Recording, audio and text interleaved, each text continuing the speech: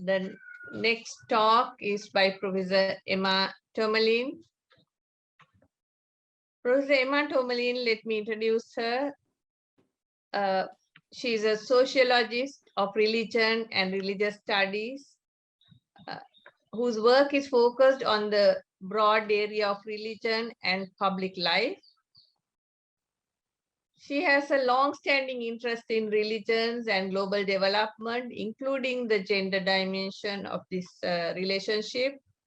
More recently, she has been involved in projects that also engage with the role of faith actors in humanitarian action, peace building, and health. She has mainly worked in South and Southeast Asia, and more recently in East Africa. She has also carried out research on the role of faith actors in public life in the UK. Her latest book has just been published and is titled Handbook on Religion, Gender and Society, which has just come out. Congratulations, Dr. Tomalin. Let me take this opportunity to congratulate you on that, and over to you. Thank you very, very much. And hello to everyone. I think I'm sharing my own screen here, so I will go ahead and do that to get my PowerPoint ready.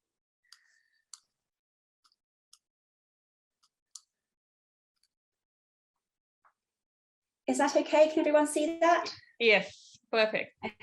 Okay, wonderful. So the title of my presentation is Religions and the COVID Pandemic, Exploring the Long-Term Impacts. So global health policy and humanitarian response have tended to not seriously consider the role that religions play in health and well-being for the majority of the poor in the global south. International organizations such as the World Health Organization base their approach to health upon modern scientific and secular principles. By contrast, religion is seen as the antithesis of these and not something that necessarily needs to be taken seriously alongside evidence-based and research-led efforts to address health emergencies caused by pandemics or other humanitarian crises, except perhaps when they can be used as a resource to meet global health goals. There is, however, a mismatch between this view of religion at the global level of health and humanitarian systems and how religion operates within the daily lives of those experiencing the highest levels of poverty and inequality, and who are most affected by health and humanitarian crises, such as the COVID-19 pandemic. Within these communities, people are often highly religious, and their religious worldviews play a role in shaping understandings of such crises, including helping to provide a rationale and coping strategies, as well as shaping the decisions that people make about their health. Over the past couple of decades, global health and humanitarian actors have begun to take religion more seriously as a resource to deliver health outcomes, and are much more likely to seek to form partnerships with faith actors. However, such engagement is very much on the terms of the global actors. It is not a consistent feature across all activities, and many still see a bias that views religion as an outdated inconvenience rather than a vital, enduring, and meaningful aspect of social, economic, cultural, and political life. Now, during the COVID-19 pandemic, religion has been seen to contribute towards attitudes that lead to poor vaccine uptake, as well as to situations where religious minorities have been attributed with spreading the virus. Here, the intersection between existing religious tensions and the global pandemic further entrench religious inequality and marginalization. Now, this underscores the apparently negative ways that religion can influence health and well-being, but suggests that instead, religion needs to be at front and center in global efforts to secure better health. This includes facilitating research to better understand these dynamics, as well as seeking to form partnerships with faith actors who know their communities best, many of whom are keen to engage with global health and humanitarian actors to promote better health practices, including vaccine uptake. And just quickly on this slide here, I have some images sort of demonstrating the impact of COVID on religion. And at the center here, many of you will recognize this goddess. This is the Hindu goddess who traditionally was a goddess who was worshipped to cure smallpox, but has also been worshipped during COVID as a way of dealing with the COVID virus. So in this presentation, I will focus on the religion COVID-19 intersection from 3 different perspectives or levels. So I'm going to look at global institutions such as the World Health Organization. Then I want to look at local faith actors such as places of worship and faith-based NGOs. And then finally, I want to look at local communities themselves. In thinking about the long-term impacts, I will also address the following questions. So in what way has COVID-19 impacted on how global institutions engage with religion and faith actors? And then the next level, what is likely to be the lasting impact of COVID-19 on the activities of places of worship and faith-based NGOs? And finally, coming down to the local or community level, what are the long-term implications of the religion COVID-19 intersection at the community level for how people view their health and the decisions that they make about it, as well as for social and economic inequalities? So first of all, in what ways has COVID-19 impacted on how global institutions engage with religion and faith actors? So there's a lot that I could say here, a lot of different organisations that I could speak about, but I'm going to focus on the World Health Organization as a case study. So the history of the World Health Organization's relationship to religion has been captured in an excellent recent article, the details of which are on the slide, which charts the shift from its formation in 1948 to the current COVID crisis. Now, in the early history of WHO, which was founded in 1948, religion was absent as it pursued a top-down biomedical approach to healthcare that focused on individual diseases such as malaria. But by the 1970s, engagement with the Christian Medical Council introduced a community-based and holistic approach to the World Health Organization's work. The Christian Medical Council had already become experts in this, and their move away from an earlier top-down proselytizing missionary-based model of healthcare to one which much more reflected the needs, interests, and skills within affected communities. And this collaboration is widely recognized as having influenced the drafting of the 1978 Alma Ata Declaration, which committed the United Nations and world governments to a focus on achieving health for all through primary healthcare. By the 1980s, the relationship between the Christian Medical Council and WHO had cooled off, but a new phase of engagement came about with a major study that was commissioned by the World Health Organization from the African Religion Health Assets Programme, which was called Appreciating Assets, the Contribution of Religion to Universal Health Access in Africa. And that was published in 2006. So against the backdrop of the HIV/AIDS crisis, WHO wanted to understand the role of religion, which the study found to be significant, with over 40% of healthcare services provided by religious institutions. And this approach of engaging with religious institutions and actors to achieve health goals was also seen in polio eradication campaigns and responses to the Ebola crisis in West Africa. And during the Ebola crisis, however, engagement with faith actors particularly found that burial practices, which were spreading the disease, were a problem, but the engagement with faith actors came about rather late in the day, so after the problem had already been identified, but ultimately proved to be successful alongside other kinds of interventions. So what about COVID-19? In what ways has COVID-19 impacted on how the World Health Organization has engaged with religion and faith actors? There's rather a lot on this slide, and I'll talk through it. So the lessons learned from how the World Health Organization responded to Ebola in particular led to faith leaders being consulted much earlier on once COVID-19 hit.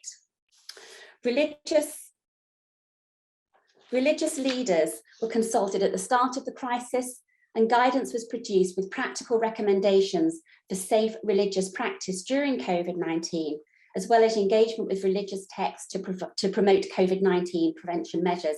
And I've included the front pages of 2 of the publications that WHO was involved in terms of providing guidance and reinterpretation of religious texts around COVID prevention measures. In addition to this, other measures were taken to embed engagement with religion and faith actors across WHO activities. And we can see this, for instance, in WHO's new information network for epidemics, EpiWin, which has religion as one of the key areas. And you can see this again on the slide here. We're talking about the kind of information that's necessary in order to educate people about how they can protect themselves during COVID, and the various amplifiers or messengers that can get those messages across. And faith-based organisations are very clearly indicated in this model as one of the key actors. So in addition to EpiWin and the role of religion, in 2020, WHO employed a former faith advisor who'd worked for UNAIDS before to guide their work in this area.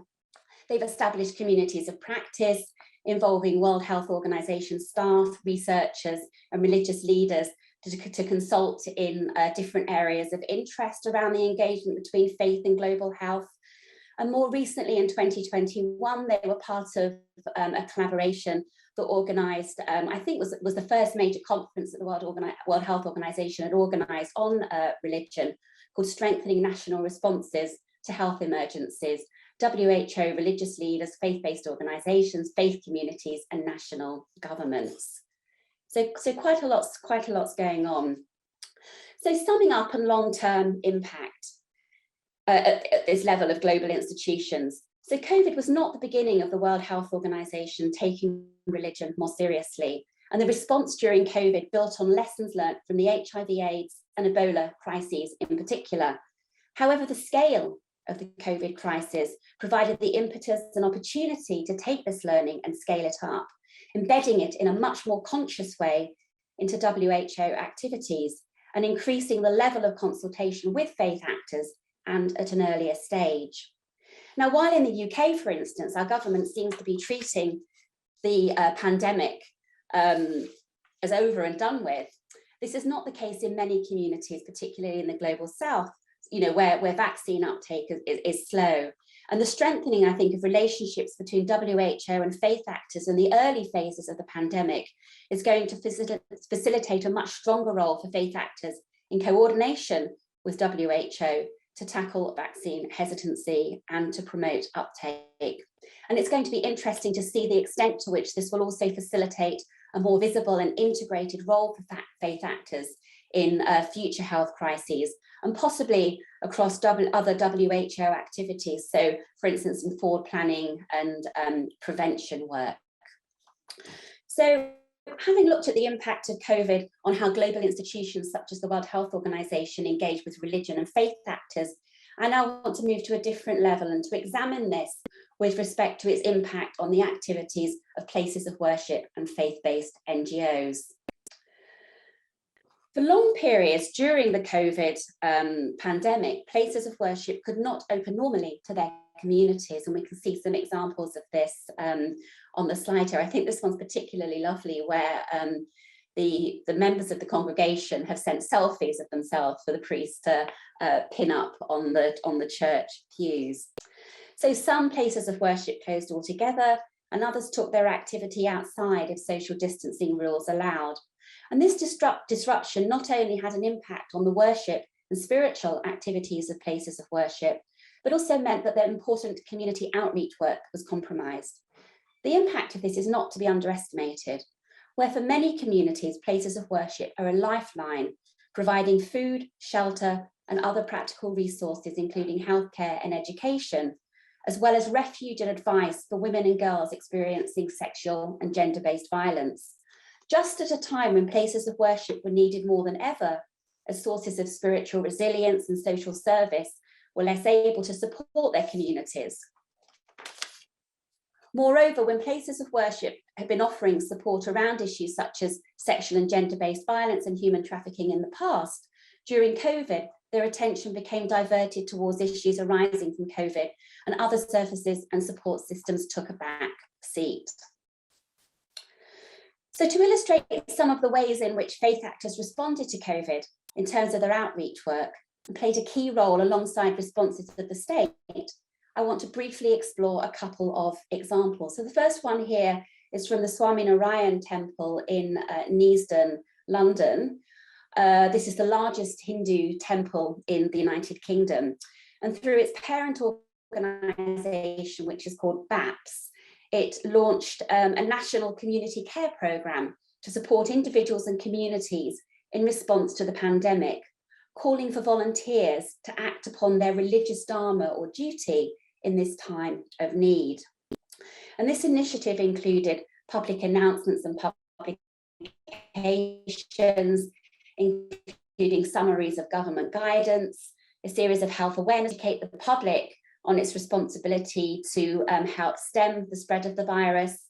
They carried out thousands of phone calls, visits, and hand-delivered letters to check if local communities needed support. And this extended beyond the immediate perhaps Swaminarayan temple communities.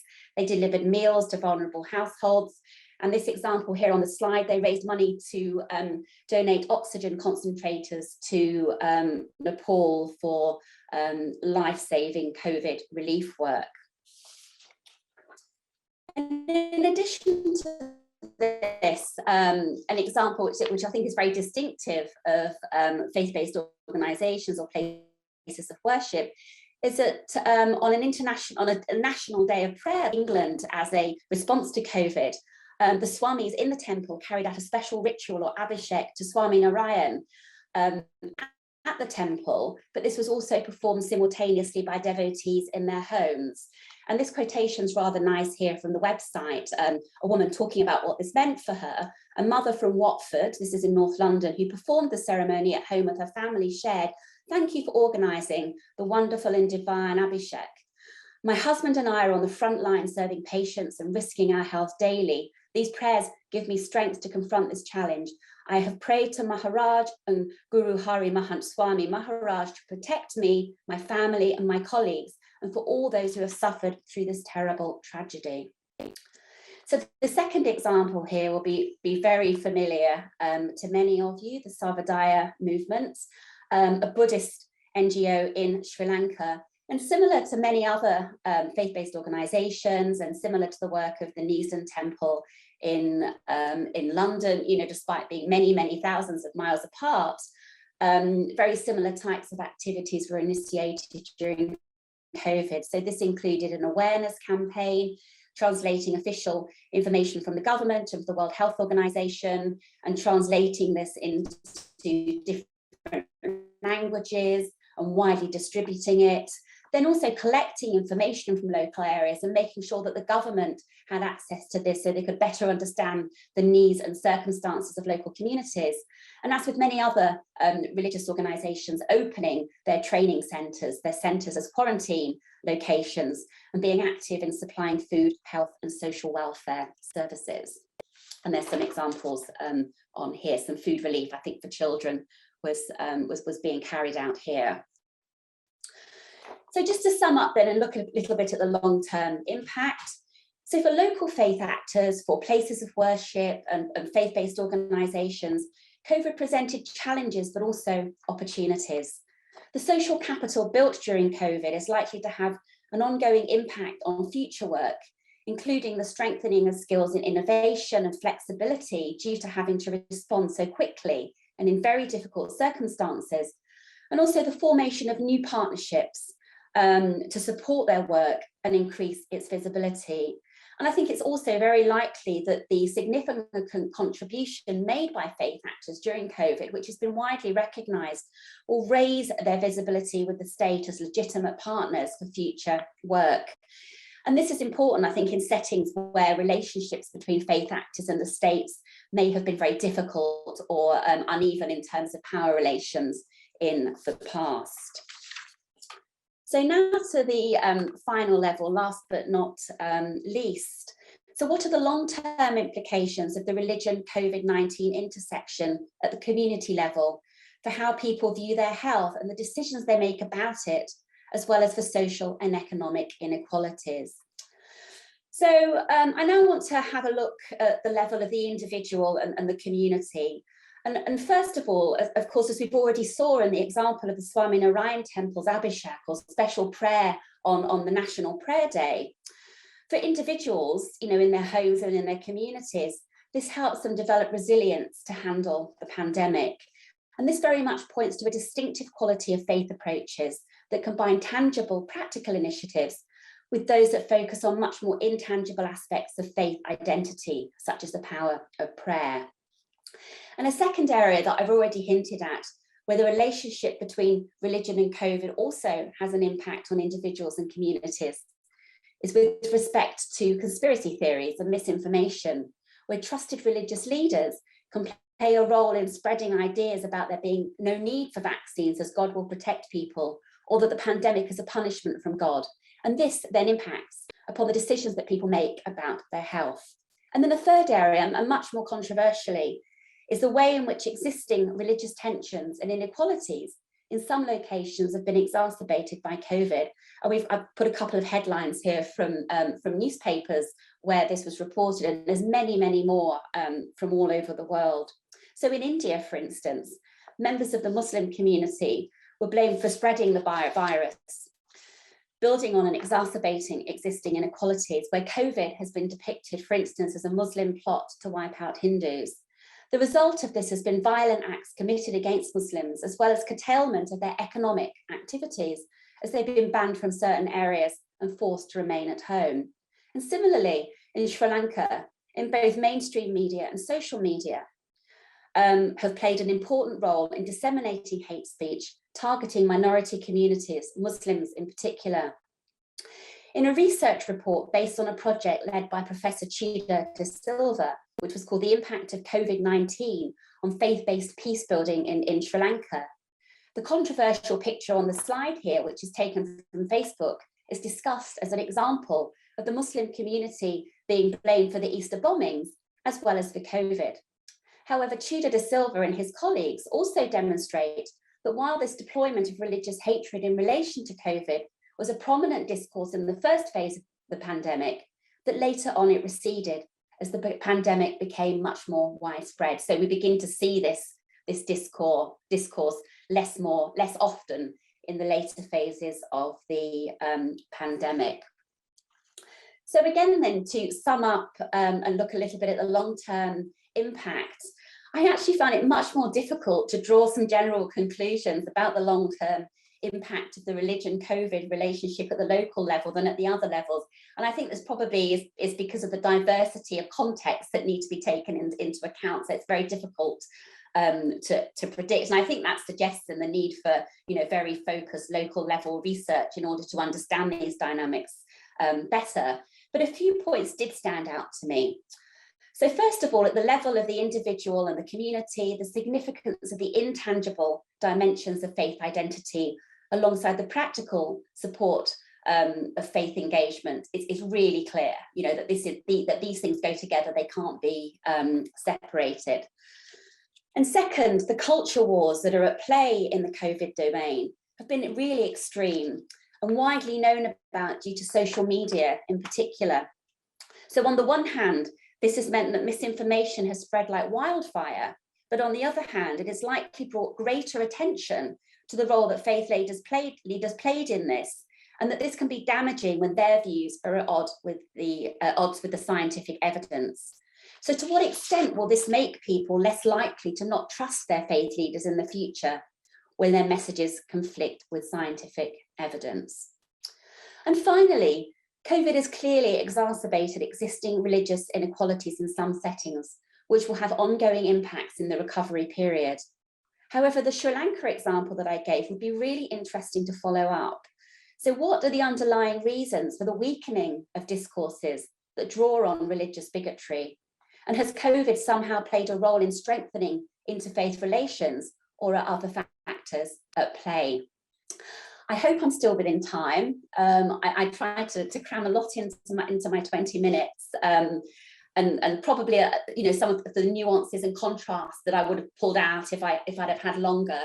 I've not been able to, but I'm sure that these will come up in the questions and the discussion. So thank you very much for your time and for listening, and I look forward to the discussion. Thank you, Professor Tomalin. That was very interesting. Professor Ture Silva that you referred to is also in the audience. I'm sure he'll have some comments. I hope he joins in the discussion. Yes. There are a few questions in the chat box. If we can have a look. Nadira, I had a question. Can I ask it? Yes, please, go ahead. Yeah.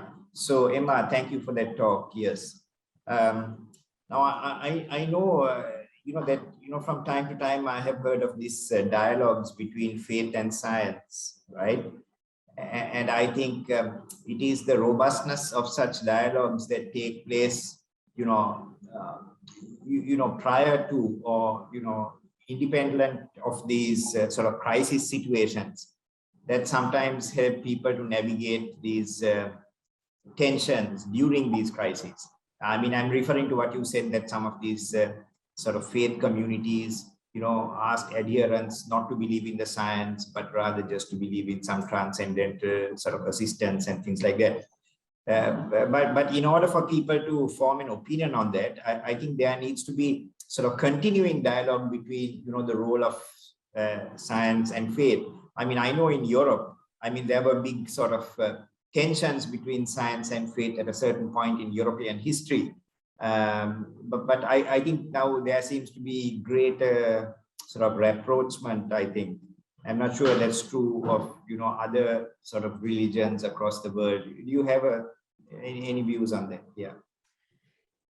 Yeah, I think that's a really good point to raise.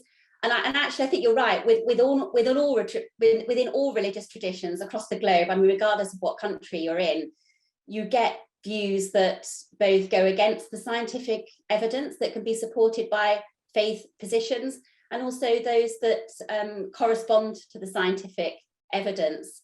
So for me, if it's the scientific evidence that we want to be following and listening to, then forming partnerships and engaging with those faith actors and those segments of the religious traditions that, also share those positions, supporting and facilitating their work is a really effective means of countering those who speak out against the scientific evidence and spread misinformation and help generate these conspiracy theories. So I think, everywhere you get both, even in Europe still, we have both sides, both faith actors who support the evidence and those who don't. But I think, the key is working with those religious actors who support the evidence and want to spread the positive messages, because there are many there, as a way of countering those who dispel the scientific evidence and want to go against it. So Thank you. Really good point. Yeah, that's an important point. We have Professor Tudor Silva who has come out with a question. Professor Silva, would you like to ask? Thank you, Nadira, and thank you, Emma, for that very solid presentation. And I think what you presented is that there is a kind of paradoxical scenario with regard to the role of religion. In some instances, religion or religious groups have triggered hate speech and tension, but in lots of other instances, religious groups have come forward to provide relief, even like work against misinformation. So both these aspects are there, and I think you brought it out very nicely. What I want to know from you is what is the overall global trend, both maybe in West and non-Western countries with regard to the role of religion. Particularly, I think you mentioned about peace building and their specific role in creating bridges among polarized communities. So I would like to know from you whether you can share any information on the count. So you're asking about the trend at the sort of global level of engaging with religion, in pursuit of health goals and humanitarian peace building goals and so on.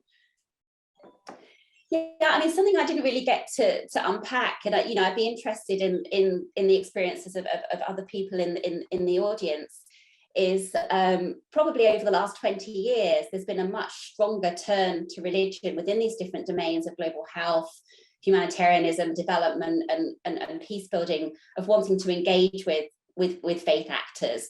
And I mean, that's partly a response to the awareness that, you know, religion hasn't disappeared, you know, not only the recognition that it's still a very powerful force in the South, but also in many contexts in the global North as well. And also to do with the security agendas as well, around fears about terrorism and so on.